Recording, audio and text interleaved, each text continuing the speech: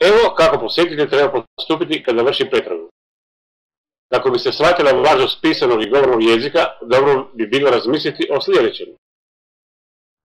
Međunarodni posjetitelj koji dođe na stranicu rustići.com i ima na raspolaganju tražilicu na različitim jezicima. I evo kako najvjerojatnije postupa. Izabere stranicu na svom jeziku. Otvori tražilicu koja se odnosi na njegov jezik. Postavi parametar za pretraživanje prema vlastitim potrebama kako bi imao pretragu visoke preciznosti. Traži sličice sa opisnim tekstom na svom jeziku. Traži oglašivače koji govori njegov jezik.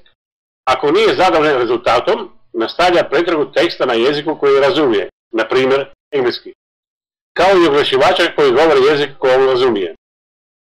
Možemo zamisliti kako se svaki posjetitelj ponaša na taj način. Tako da ako je njegov jezik engleski, započet će pretragu na engleskom jeziku. Ako je njemački, na njemačkom.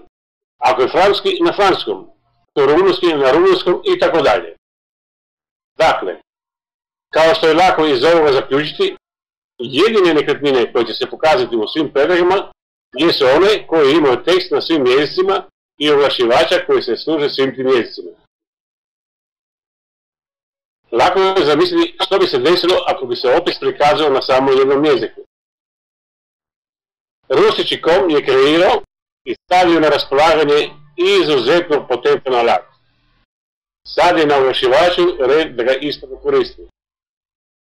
Za više informacija o tražilici u uslugama možete nas kontaktirati.